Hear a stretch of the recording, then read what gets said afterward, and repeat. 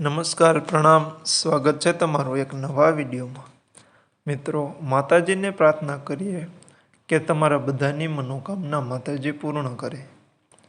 મિત્રો, આજના વિડીયોમાં મેં તમને લગ્ન યોગ અને વિવાહમાં આવી રહેલી બાધાઓ દૂર થાય તેમજ મનપસંદ જીવનસાથીની પ્રાપ્તિ થાય એટલા માટે અમુક ઉપાય બતાવવા જઈ રહ્યા છીએ. જો તમારા વિવાહમાં બાધાઓ આવતી હોય, તમારી ઉંમર વધારે થઈ ગઈ હોય પરંતુ વિવાહ ન થઈ રહ્યા હોય, અથવા તો તમારા વિવાહની વાત થતાં અટકી જતી હોય, મનપસંદ જીવનસાથી ન મળી રહ્યો હોય, તો આ વિડીયોને અંત સુધી ધ્યાનથી સાંભળજો. અને વિડીયો પસંદ આવે તો લાઈક કરજો, શેર કરજો અને આ ચેનલ પર નવા હોય તો ચેનલને સબસ્ક્રાઈબ જરૂરથી કરજો અને કોમેન્ટ બોક્સમાં હર હર મહાદેવ લખી દેજો, જેનાથી મહાદેવની કૃપા આપણા પર હંમેશા બની રહે. મિત્રો, ઘણા લોકોના વિવાહના સહયોગ કેમ નથી બનતા અને વિવાહમાં વિલંબ થવાનું શું કારણ હોય છે, અને વિવાહમાં વિલંબ થઈ રહ્યો હોય તો આપણે કયો ઉપાય કરવો જોઈએ, કયા મંત્રનો જાપ કરવો જોઈએ, એ બધું જ અમે તમને આ વિડીયોમાં જણાવવાની કોશિશ કરીશું. એટલા માટે તમારા મિત્ર સર્કલમાં કોઈ મિત્ર અથવા મિત્રના વિવાહમાં બાધાઓ આવી રહી હોય એવા મિત્રોને આ વિડીયો જરૂરથી શેર કરજો, જેથી તેમની સમસ્યાઓ દૂર થઈ શકે. તો ચાલો મિત્રો, શરૂ કરીએ આજની વાત. મિત્રો, ઘણી વખત વિવાહ માટે ખૂબ જ પ્રયત્નો કરવા છતાં પણ વાત થતાં અટકી જાય છે, વિવાહ નથી થઈ શકતા. તો એના ઘણા બધા કારણો હોઈ શકે છે. એના માટે તમારે તમારી કુંડળીનું પૂરી રીતે વિશ્લેષણ કરવાની ખૂબ જરૂરિયાત હોય છે. વિવાહ અટકી જવાનું કોઈ એક કારણ નથી હોતું. વિવાહમાં વિલંબ થવાનું એક કારણ કર્મ, વાસ્તુ દોષ પણ હોઈ શકે છે.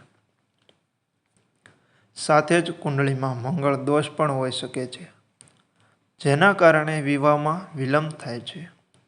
અને કદાચ વિવાહ થઈ પણ જાય તો પણ પારિવારિક જીવનમાં એને ક્યારેય સુખની પ્રાપ્તિ નથી થતી, અથવા તો વિવાહ તૂટી જાય છે, જેનું એક કારણ એ હોય છે કે તમારી કુંડળીનો સપ્તમેષ બિલકુલ બળહીન હોય છે.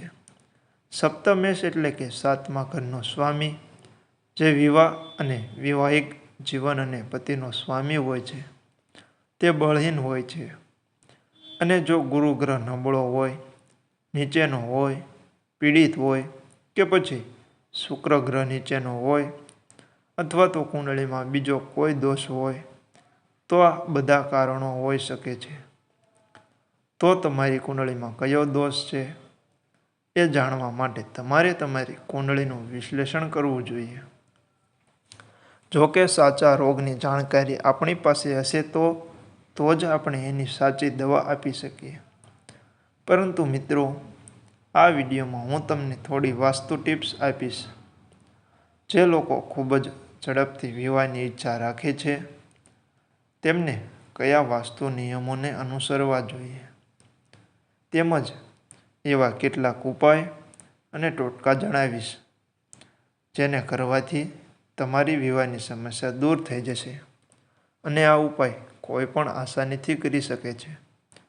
જે લોકો વિવાહની ઈચ્છા રાખે છે, તે લોકો જો આ વાસ્તુ નિયમોનું અનુસરણ કરવા લાગશે તો એના વિવાહના સંયોગ ખૂબ જ ઝડપથી બનવાના શરૂ થાય છે. પરંતુ મિત્રો, ત્યાર પછી પણ વિવાહ થવામાં અડચણ આવતી હોય, અથવા તો વિવાહના યોગ ન બનતા હોય, તો તમારે ખૂબ જ ઝડપથી કોઈ સારા જ્યોતિષ પાસે તમારી કુંડળીનું વિશ્લેષણ કરવું જોઈએ. તમારી કુંડળી તેને બતાવવી જોઈએ. તો મિત્રો, સૌથી પહેલાં તો વાસ્તુના હિસાબથી વાત કરીએ તો જે યુવક યુવતીઓ વિવાહની ઈચ્છા રાખતા હોય, એનું રૂમ ઘરમાં કઈ દિશામાં છે તે જાણવું ખૂબ જ મહત્વપૂર્ણ છે. જો કન્યા અવિવાહિત હોય, વિવાહમાં બાધા આવી રહી હોય અને વિવાહની ઈચ્છા રાખતા હોય, તો તેમનો રૂમ ઉત્તર પશ્ચિમ ખૂણામાં હોવો જોઈએ. આ ખૂણામાં રૂમ હોવાથી ખૂબ જ ઝડપથી વિવાહ યોગ બને છે. જો ઉત્તર પછી ખૂણો ઘરમાં ઉપલબ્ધ ન હોય અને એ જગ્યાએ રૂમ ન બની શકે એમ હોય તો પશ્ચિમ દિશામાં રૂમ હોય એ પણ ચાલે છે. પરંતુ ક્યારેય પણ એમનો રૂમ દક્ષિણ પશ્ચિમ દિશામાં ન હોવો જોઈએ. એવી જ રીતે જે યુવકને વિવાહની ઈચ્છા હોય પરંતુ વિવાહમાં બાધા આવી રહી હોય તો એનો રૂમ પશ્ચિમ દિશા અથવા તો દક્ષિણ દિશામાં હોવો જોઈએ. અને જો એ યુવક ઘરનો સૌથી મોટો દીકરો હોય અને એના ઉપર ઘરની બધી જવાબદારીઓ હોય તો એનો રૂમ ઘરના દક્ષિણ પશ્ચિમ ખૂણામાં હોવાનું સૌથી ઉત્તમ માનવામાં આવે છે. તેમજ ઘરમાં વિવાહિક પતિ પત્નીનો રૂમ એટલે કે ઘરનું માસ્ટર બેડરૂમ પણ ઘરના દક્ષિણ પશ્ચિમ ખૂણામાં હોય તો એ સર્વશ્રેષ્ઠ માનવામાં આવે છે. આ દિશાઓને ખૂબ જ શુભ માનવામાં આવે છે અને તેના ઘણા સકારાત્મક પરિણામો જોવા મળે છે. તેનાથી પતિ પત્નીના સંબંધમાં ખુશીઓ આવે છે, ઘરમાં સ્થિરતા આવે છે અને પરસ્પર પ્રેમ વધે છે. આ સિવાય દીકરી અથવા તો દીકરાના રૂમમાં રાખેલી વસ્તુઓ પર ખૂબ જ ધ્યાન રાખવું જોઈએ. હંમેશા રૂમની અંદર સફાઈ રાખવી જોઈએ. ક્યાંય પણ સામાન વિખરાયેલો ન રહેવો જોઈએ. તેમજ રૂમમાં કબાટ હોય, ટેબલ હોય એના પર પણ સામાન વિખરાયેલો ન રહેવો જોઈએ. સામાનને રૂમમાં વ્યવસ્થિત રાખવો જોઈએ. પલંગની નીચે કોઈ પણ પ્રકારનો કબાટ કચરો ભેગો ન થવા દેવો જોઈએ. તમે બોક્સવાળા પલંગ વાપરો છો તો ધ્યાન રાખો કે એમાં કોઈ પણ જૂની વસ્તુઓ અથવા તો ખરાબ થઈ ગયેલી વસ્તુઓ ન રાખવી જોઈએ. એને હંમેશા સાફ રાખવી જોઈએ. તેમજ ચપ્પલ, બૂટ જેવી કોઈ પણ વસ્તુ તમારા પલંગ નીચે ન રાખવી જોઈએ. સાથે જ જો તમારા રૂમની દિવાલ પર કોઈ સારી પેઇન્ટિંગ લગાવો છો તો આથમતા સૂરજ અથવા તો રડતા બાળકોનો ફોટો ક્યારેય પણ તમારા રૂમમાં ન લગાડવો જોઈએ.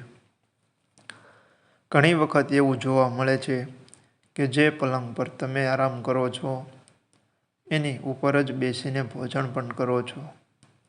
તો આવું બિલકુલ પણ ન કરવું જોઈએ. સૂવાના બેડ પર ક્યારેય પણ ભોજન ન કરવું. આવું કરવાથી ફક્ત વિવાહમાં જ નહીં પરંતુ જીવનના દરેક ક્ષેત્રમાં દરેક કામમાં અડચણ આવે છે. આવું કરવાથી કોઈ પણ કામ સફળ નથી થતું. તેથી તમારે બેડ પર ક્યારેય ભોજન કરવું નહીં. આ વાતનું ખાસ ધ્યાન રાખવું. તમે રસોઈ ઘરમાં ભોજન કરો અથવા તો જો તમારા ઘરમાં ડાઇનિંગ જગ્યા હોય અથવા તો ડાઇનિંગ ટેબલ હોય તો ત્યાં બેસીને ભોજન કરવું જોઈએ. તમારા સૂવાના રૂમમાં બેડ પર બેસીને ક્યારેય પણ ભોજન ન કરો.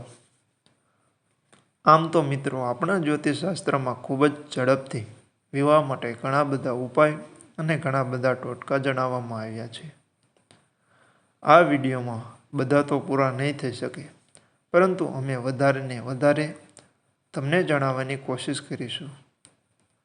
તો મિત્રો કન્યાઓની કુંડળીમાં ગુરુ ગ્રહ વિવાહના કારક હોય છે અને ગુરુ ગ્રહની નબળી સ્થિતિ હોવાના કારણે કન્યાના વિવાહમાં બાધા આવે છે. તેના વિવાહમાં ઘણી સમસ્યાઓ આવતી હોય છે. તો ગુરુ ગ્રહને મજબૂત કરવા માટે અમુક ઉપાયો કરી શકાય છે. જેવી રીતે છોકરા અથવા છોકરીના વિવાહમાં અડચણ આવતી હોય તેમને ગુરુવારના દિવસે સ્નાન કરવાના પાણીમાં ચપટી હળદર નાખીને સ્નાન કરવું જોઈએ. એના સિવાય સ્નાન કર્યા બાદ પીળા વસ્ત્રો ધારણ કરવા જોઈએ. ગુરુવારના દિવસે ભોજનમાં કેસરનો ઉપયોગ કરવો જોઈએ. આવું કરવાથી ખૂબ જ જલ્દી વિવાહની સંભાવના બનવાનું શરૂ થાય છે. તેની સાથે ગુરુવારના દિવસે કેળાના વૃક્ષની સામે એક દીવો જરૂર પ્રગટાવવો જોઈએ.